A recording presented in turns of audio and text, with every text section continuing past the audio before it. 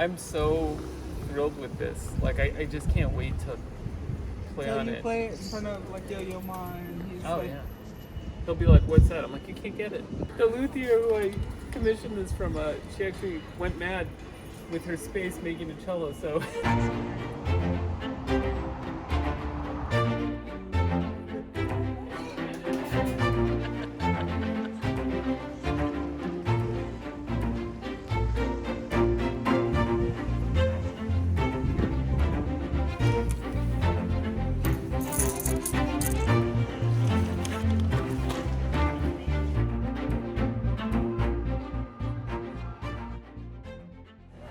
All right, we're here at LAX. It's been over 2 years. I ordered my cello from Jamie 2 years ago, and we are finally on the way to Florence.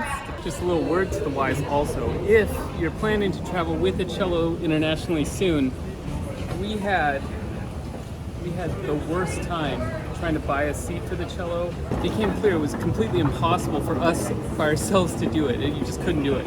Even calling Air France, the whole thing. So get a travel agent.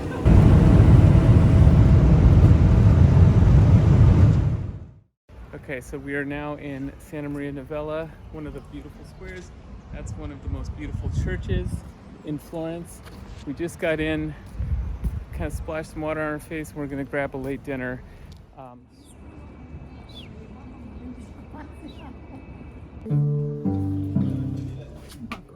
Oh my gosh, that's great. well, you have to try it. Oh, yeah. I mean, it's just different from when you saw it, because I wanted to make it a little bit more interesting. But It's very interesting. This is beautiful. so how do you feel? How do you feel? Is The it feel fingerboard like is unbelievable. The No, I string, know. But it's the height of the strings is amazing. comfortable for you. It's so much more comfortable than my current cello. It's like.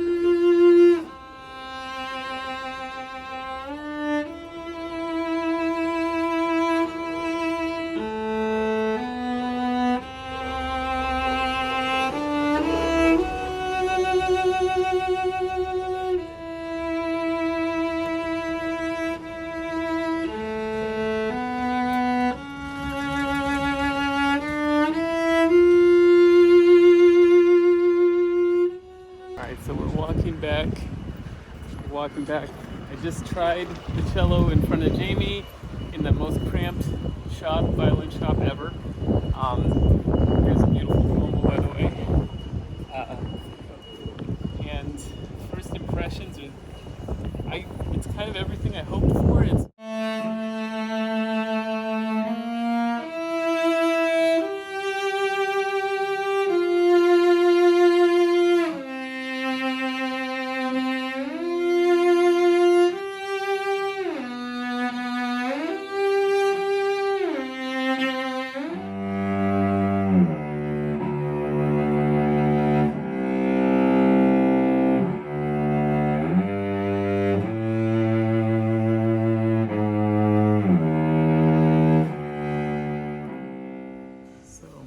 we're at one of our favorite restaurants now, Brock. We come here every time. It's delicious.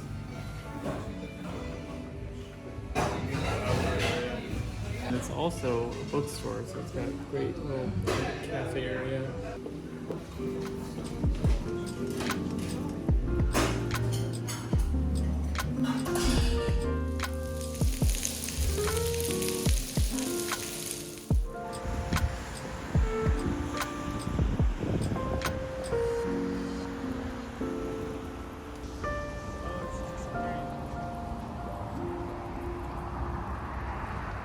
Alright, so it's day 2. We saw some sights today, and now I'm here in the most beautiful business room I've ever seen, because I don't want to bother everybody, but I just can't possibly go a day without trying my new cello. So just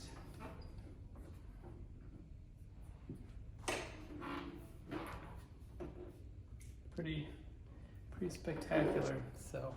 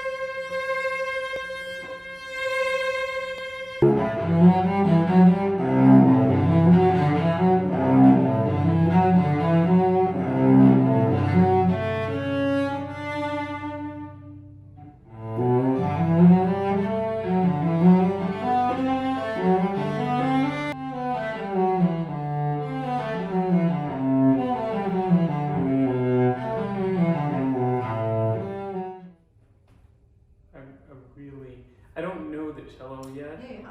but I like it quite a lot.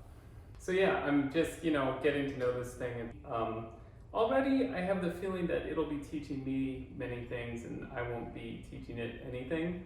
It's really a pleasure to play, and it's been a while since I tried a cello that has like an overall character and bass quality that feels like my voice. And it's taking a bit of a risk when I ordered this cello, because I didn't have any of her other instruments to try. I was just so floored by the violins I'd heard, and I didn't even get to play them because I don't play violin, so I was just floored by how my wife sounded on Jamie's violins, and I just kind of went for it on the cello. And I should also say that she told me that she's been getting more and more messages from people asking about making cellos. She was pretty clear that this is the only cello she'll be making in the foreseeable future because of her workshop, and it's a very, very beautiful, kind of romantic but very tiny workshop that is really not set up for cello making. So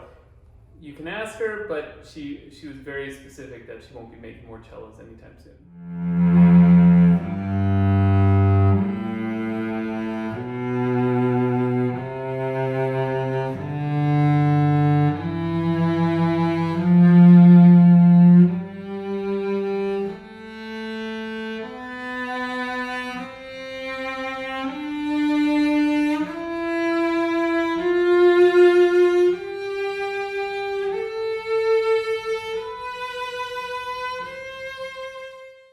This is one of the best parts of Florence, is morning walks before the shops are open and before the people are here.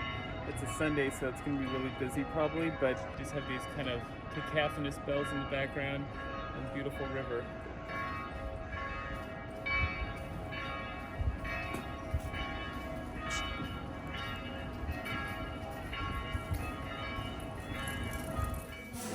Unreal.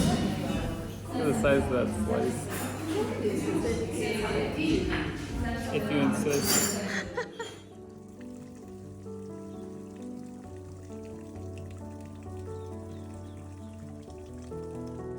So we are at Mobley Gardens, and we're at kind of one end at the top of the hill, and we just walked out onto this view at the sky in Tuscany is just ridiculous. Look at it.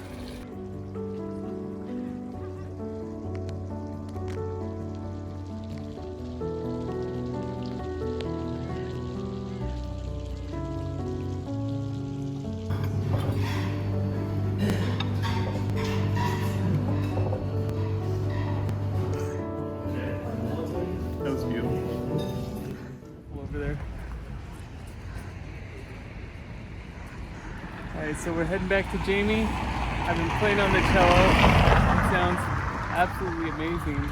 But so we're gonna work today a little bit on altering the length of the tailpiece, just to see about moving the wolf tone around a little bit and see if it can find it. It's already amazing, but this is one of the beautiful things about picking up a cello, either having time once you pick it up with the luthier, or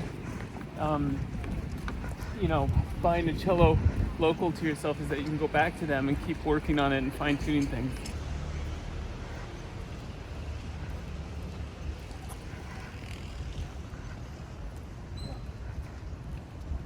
This is another fun thing about walking to Jamie. Literally the fastest way is to walk through the center of the Uffizi Gallery. So we're almost there, about 1 minute.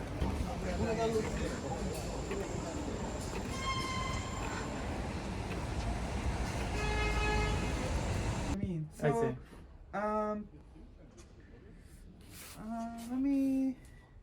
Let's turn this around. Okay, so we're at little, it's kind of like a restaurant on this side, and on the other side is a meat shop. It's in Sweeney. It's right near Jamie's shop, and Jamie took us here. It's a family owned since I believe 1926, and what we would call farm to table, that's what they do. So it's like they raise the animals, it's all within the family. If you're in Florence and you need some gelato, perché no is absolutely hands down our favorite. I do limone, the lemon, and the pistachio. It's unreal. Alright, so walking back from trip to Jamie, we did a little bit of adjusting to the bridge. It's kind of like one of those things at the doctor's, I'll be completely honest. At the house, there's a little bit of a wolf tone, which is completely normal in cellos. And I took it in, I started playing, can't find the wolf tone anywhere. But anyway, we made an adjustment, and it's sounding even better than before.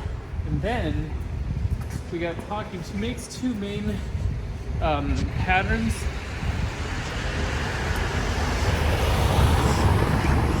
One pattern she makes is based on a Strad model, and then the one she started her career with is actually a Guarneri model.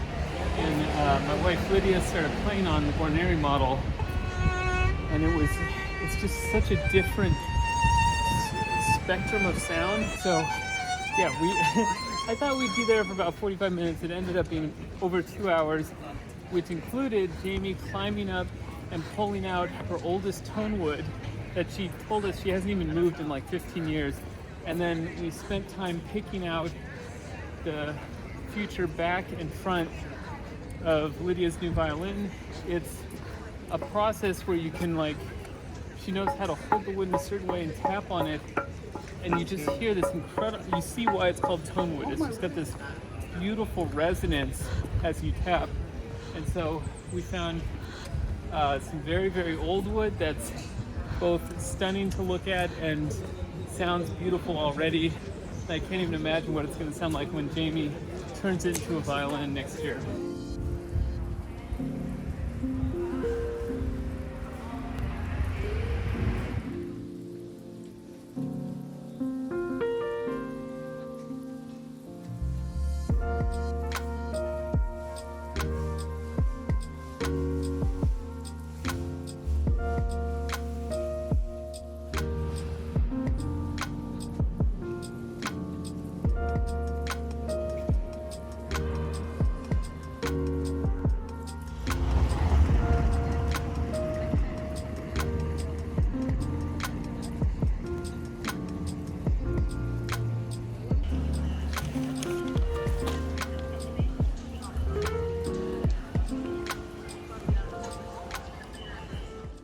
So, I thought I'd do just a little bit of an update now.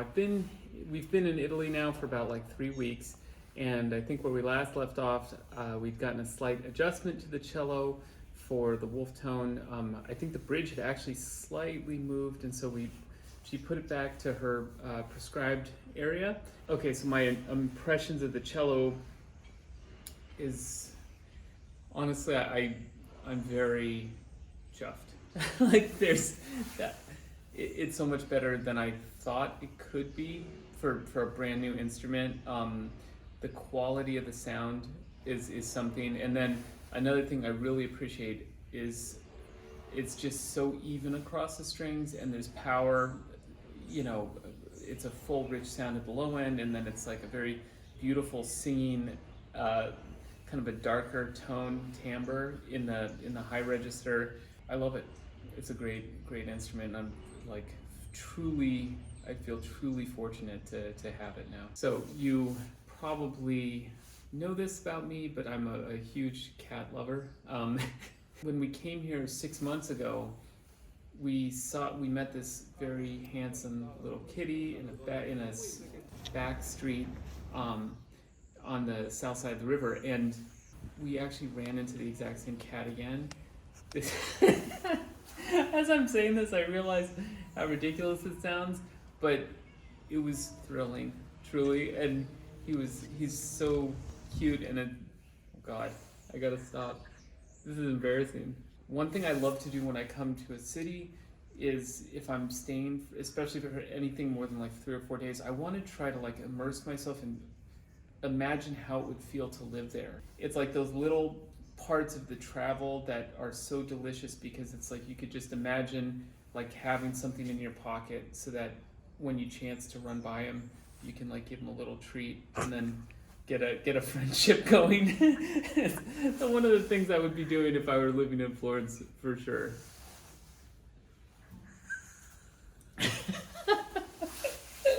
So the Airbnb where we're staying right now it's there's a piazza called Santo Spirito. It's a very big open piazza. Every day there's a market there where people drive in and set up kind of clothing or food or whatever, and it's just kind of a local hangout. So if you're a dog person, this is the place to be because this is where kind of locals come. They let their dogs roam around the piazza. Anyway, it's a Santo Spirito. If you do come to Florence and you are looking for a place that's, it's not deadly quiet, but it's on the quieter side as opposed to the more historic part of the city, highly recommend it. Our favorite thing to do is just every morning we usually get up pretty early and then we just go to the piazza, get our coffee, and see the same dogs every day, just kind of chasing the pigeons and begging for food crumbs.